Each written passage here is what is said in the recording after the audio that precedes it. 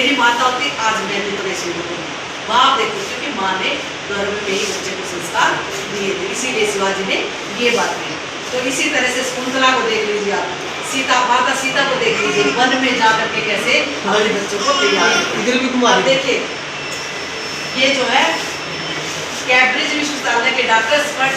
सैंडले के सिद्धांत काजिशन के अनुसार गर्भ के समय माँ के विचार, भावना, आहार, दिनचर्या एवं पारिवारिक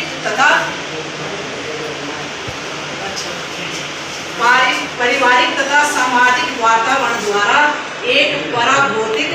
मार्कोजेनेटिक बल क्रियाशील होता है, जो कि भावी बच्चे के, आप सब समझ रहे होंगे इस बात को, तो 80% व्यक्तित्व की आधारशिला बना देता है बच्चे के गर्भ में।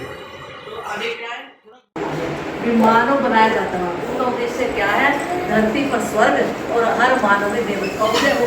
हर मानव अगर देवता बनेगा तो धरती पर स्वर्ग आएगा ना। अगर मानव के अंदर ही ये विकास नहीं हो तो कैसे धरती पर स्वर्ग आएगा। तो हम सबको ये देखना है कि हमें कैसे इसका सुधार करना है। तो सबसे पहले मैं आपको एक बात बताना चाहूँगी कि गायत्री मंत्र जो भी भाई साहब ने बताया, ओम भूर्भुवस्सुः तत्सवितुर्वरेण्यं भर्गो देवस्य धीमहि धियो यो नः प्रचोदयात्। इसका क्या मतलब है कि उस प्राण स्वरूप, दुख नाशक,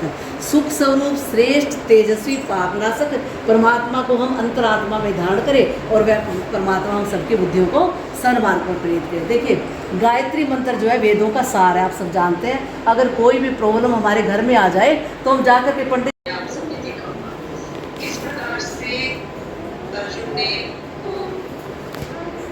द्वार खोलने की विधि जो है, चक्रियों की संरचना सारी सिखाई, और उसमें जो है उसमें ये बताया गया कि 6 द्वार तक तो पहुंच गए, लेकिन अंतिम द्वार बनाने लगे खाने के लिए मानव की चलन सोचा है, जिसका परिणाम ये हुआ कि आपने देखा कि अभिमन्यु जो है सीख नहीं पाए, सीखा, जिसकी वजह से उनको हड्डी उठानी पड़ी। तो ये विज्ञान उस समय हमारा परिश्रम जो था वो इतनी तरक्की कर चुका था कि आज भी हम उसका इतने सालों बाद, 1000 वर्ष बाद भी हम एग्जाम्पल दे रहे हैं। आज अल्ट्रासाउंड के माध्यम से अस्पताल है, और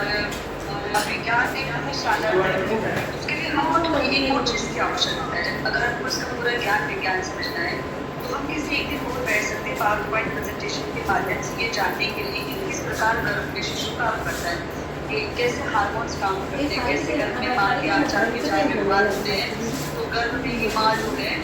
वो अपने बच्चे को डायबिटीज, हार्ट डिसीज, कैंसर जैसी बीमारी, पीढ़ी के रोग, मानसिक रोग,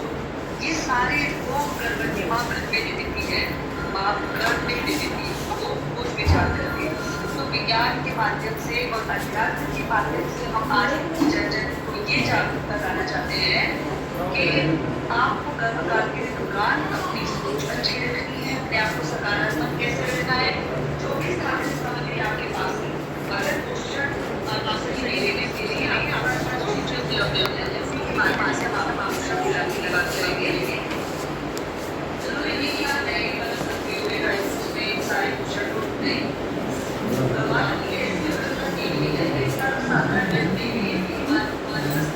जैसे अपना काम चला सकता है,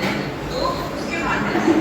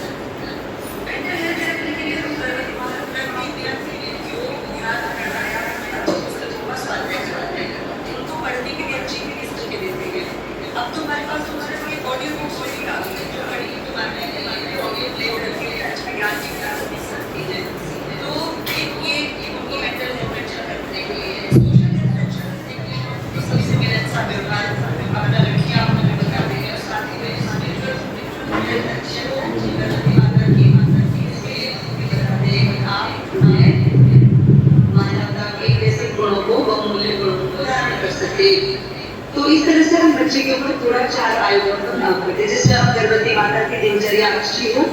उसके ऊपर बताते हैं, गर्भवती माता का खान पान अच्छा हो उसके ऊपर उसको बताते हैं, और दिनचर्या, आहार और योग, और साथ में गर्भ संवाद कि माँ बच्चे से बात करे 20 मिनट, क्योंकि अर्जुन और सुभद्रा का जो उदाहरण देते हैं हम लोग ने जो बताया हमने वो सुभद्रा ने पूरे ध्यान से सुना, तो बच्चा ध्यान से सुना, उन्होंने सारा किया। जब आगे बच्चा होता है आवाज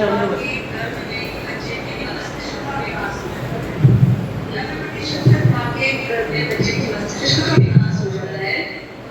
इसी के लिए कम से कम 4-5 घंटे गर्भवती माता को अच्छी बातों का एक्सपोजर करना चाहिए, ये बहुत जरूरी है। तो ये सारा तो इनको भी बताया कि आपके बच्चे में भी ये जेनेटिक प्रॉब्लम है, 100% आएगी, ये डॉक्टरों ने कहा। लेकिन जब हमने उनसे बात करी और उन्होंने भी अपने आप को पॉजिटिव रखा, और जैसे उन्होंने कोई कक्षा योग, ध्यान, प्राणायाम और जो स्वाध्याय है वो लेकिन पॉजिटिव वे में अपने आप को रखा, पूरा गर्भ संस्कार फॉलो किया, और आज उसको इतनी खूबसूरत सी बच्ची आई है, उसके घर में जन्म लिया है। अब वो 1.5 साल की या 12 महीने के से 13 महीने की है और बिल्कुल स्वस्थ है, उसको कोई परेशानी नहीं। तो देखिए डॉक्टर का विज्ञान भी जो है यहाँ पे